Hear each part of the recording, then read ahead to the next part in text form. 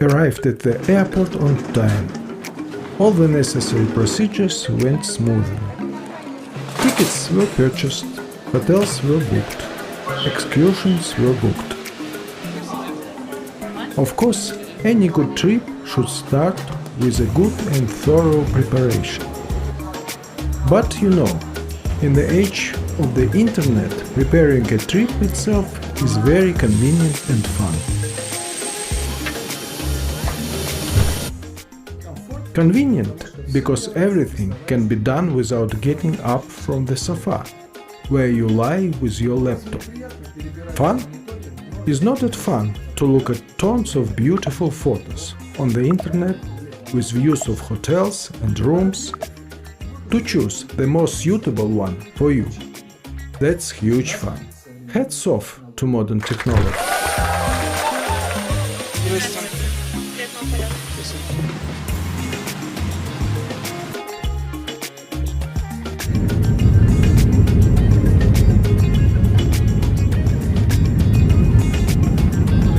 And a half-hour flight and we are there.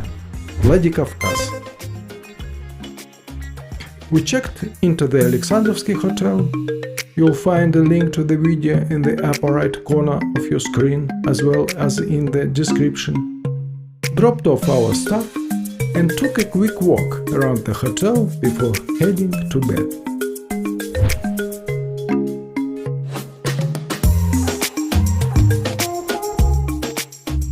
In preparation for the trip, I searched the internet for a local travel agency with which we could travel through the mountains of North Ossetia with quality, comfort and preferably not very expensive.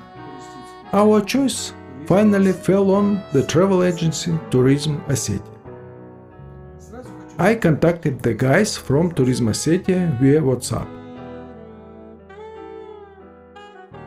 As a result, 3 excursions were planned. And tomorrow the first one, called The Ring, was to start at 8 in the morning. The cost of this excursion was 4,200 rubles.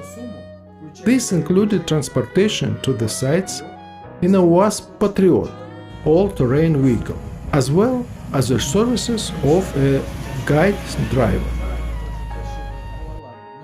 A delicious, big and wonderful Ossetian pie with fragrant herbal tea comes as a surprise.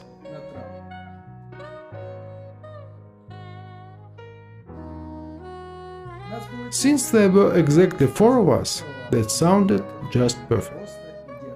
The start of the tour was at 8 a.m., as stated on the Tourism Ossetia website. At 8 of the clock we were to be picked up directly from our hotel. The end of the tour was scheduled for about 4 p.m., but in reality we arrived much later. Also, through the Tourism Ossetia website, we learned that on this route we must always have our passport with us to enter the border zone, and that it is better to dress lightly but to take windbreakers or raincoats. And one more thing, we must take sunscreen, because in the mountains the layer of atmosphere is much thinner. And also, attention, we were warned that it is not possible to wear shorts on this route. The Karmadon Gorge, or another name, the Genaldon Gorge, is located at an altitude of 750 to 1200 meters above sea level. Genaldon, translated from Ossetian, means a river in a hemp gorge. A little further upstream, another river joins the Genaldon, the Kolka, which in Ossetian means a cliff, a rocky coast. And in the upper reaches of the gorge there are 2 glaciers, Kolka and Mayli. In the fall of 2002, the famous Russian director and actor Sergei Bodrov came to Vladikavkaz with his film crew to shoot just one scene of his movie The Courier. On September 18, the film crew arrived in Vladikavkaz. On September 20, the group was supposed to go to the Karmadon Gorge to shoot the scene. That day, the filmmakers waited a long time for transportation to take them to the mountains, and the start of work had to be postponed from 9 in the morning to 1 in the afternoon. This delay cost the lives of everyone who was on the set that day. Shooting continued until 7 in the evening, when work had to stop due to the lack of daylight. The group gathered their equipment and prepared to return to the city. At 8 p.m., a block of the hanging glacier, with a volume of about 8 million cubic meters, fell from the eastern spur of the mountain Jimarahom, from a height of 43-50 meters, and fell on the rear part of the Kolka glacier. This resulted in a fatal ice collapse and a mudslide. The total volume of the moving ice rock mass reached 130 million cubic meters. Its width was about 200 meters and its length more than 11 kilometers.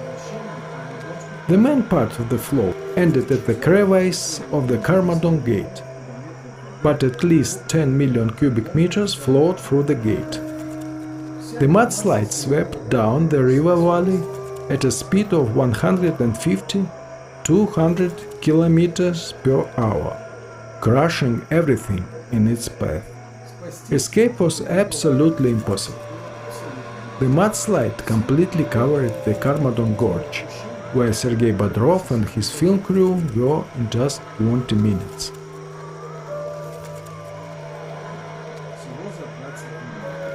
"125 people became victims of the disaster.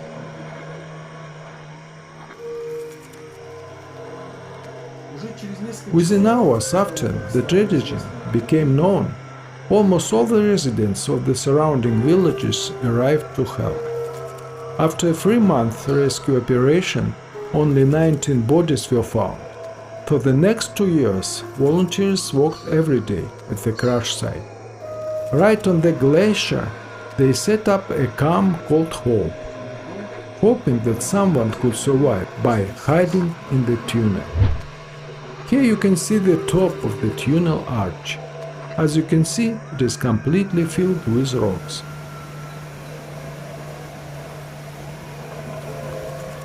Of course, it was not realistic to escape here. The hopes were not to be fulfilled.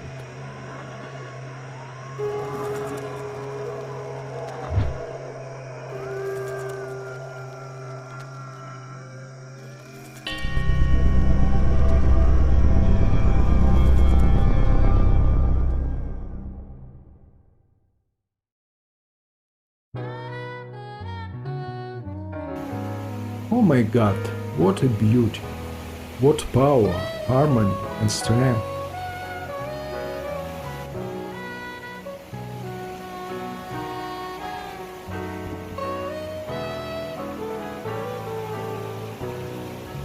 Clear air, clean rivers.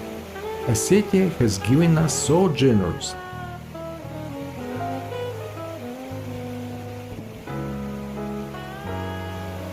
Mountain gorges of the highest beauty, crystal waters of gushing rapids, alpine meadows of tender grass, stones and ice of austere temples.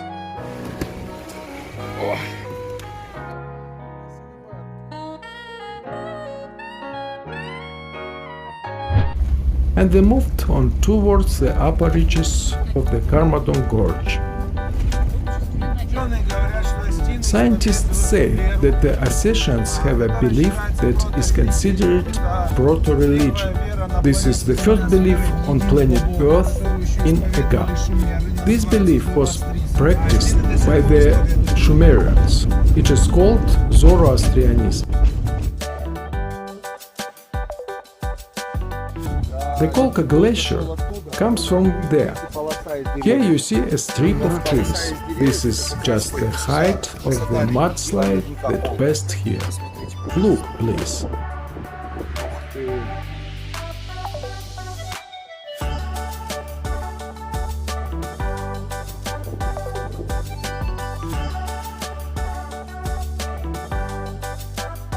The village of Karmadon is located 35 kilometers from Vladikavkaz, on the left bank of the Genaldon River, at an altitude of 15-20 meters.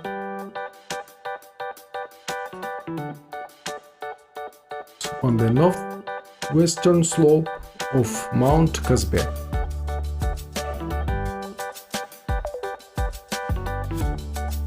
There are hot springs in the village.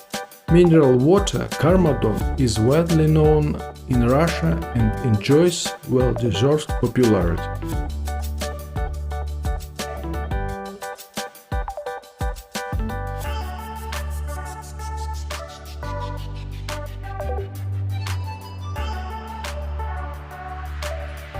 The last view of the mountain Jimarek, the Kolka glacier, and we are going on.